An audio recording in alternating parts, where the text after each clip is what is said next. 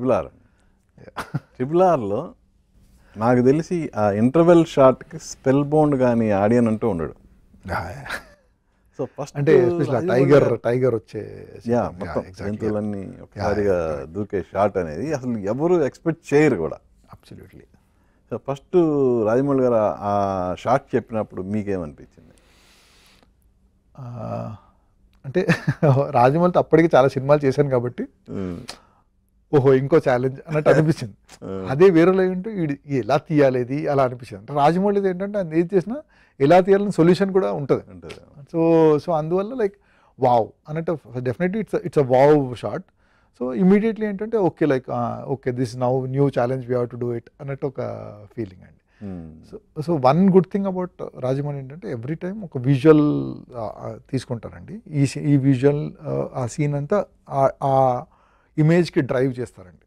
So ఆ drive చేసిన తర్వాత దాంట్లో ఏంటంటే మళ్ళీ నెక్స్ట్ ఏంటంటే లైక్ దాన్ని ఎలా ఎగ్జిక్యూట్ చేయాలి. సో ఆ ఎగ్జిక్యూట్ చేయడానికి ఏమేమి ఛాలెంజెస్ ఉంటాయి, సో దానికి ఏమేమి మనం కాంట్రిబ్యూట్ చేయాలి, మనం లొకేషన్లో ఏం చేయాలి, సీజీ వాళ్ళు ఏం చేస్తారు, సో దానికి మనం సెట్ డిపార్ట్మెంట్ వాళ్ళు ఏమేమి వర్క్ చేయాలి. సో అలాంటివన్నీ చాలా క్లారిటీగా బ్రేక్ డౌన్ ఉంటాయండి అన్నీ. సో ఆ బ్రేక్ డౌన్ అందరికీ, సో వర్క్ చేసేటప్పుడు అందరికీ చాలా క్లారిటీతో వర్క్ చేస్తూ ఉంటాం. ఓకే ఇది మనం చేస్తే ఇది ఇలా వస్తుంది, ఇది మనం చేస్తే ఇలా వస్తుంది, ఇక్కడ ఇతను ఇది యాడ్ చేస్తారు సీజీలో, అలాంటివి అన్నీ ఉంటాయండి. సో ఆ కాన్ఫిడెన్స్ అండ్ క్లారిటీ ఈ ఆల్వేస్ గివ్స్ అస్ అండి. అది యాక్చువల్గా ఒక హీరోతో సినిమా చేయటం అది ఓకే, బట్ ఇది RRR అనేది ఇద్దరు హీరోలని అద్భుతంగా చూపించాలి. ఎవరు కొంచెం ఇదైనా అటు డైరెక్టర్కి ఒక ఛాలెంజ్, ఇటు సినిమాటోగ్రాఫర్గా మీకు ఛాలెంజ్, మా హీరోని బాగా చూపించలేదనే ఇది ఉంటుంది కదా.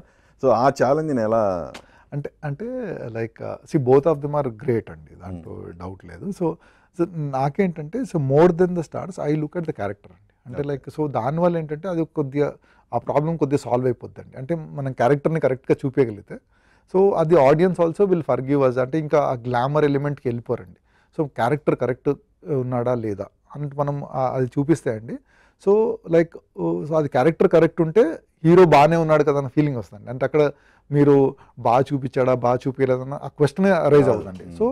సో ఆల్వేస్ వర్క్ నా ఎప్పుడు ఫిలాసఫీ ఏంటంటే అండి, ఆ సీన్లో ఈ క్యారెక్టర్ ఎలా కనపడాలి, సో ఆ క్యారెక్టర్ని కనపడడానికి బెస్ట్గా మనం ఏం చేయాలి, సో అది మనం కెమెరా యాంగిల్ ఎలా పెట్టాలి, లెన్స్ ఏం వాడాలి, లైటింగ్ ఎలా చేయాలి, లైక్ మూమెంట్ దీంట్లో ఉండాలా లేదా, సో మెనీ ఫ్యాక్టర్స్ అండి. అంటే దీనికి ఎలాంటి కలర్స్ ఆఫ్ కాస్ట్యూమ్స్ వాడాలి, సో అది మనకు ఆ కాస్ట్యూమ్ ఇది మనకు వర్క్ అవుతుందా లేదా, so many factors are there.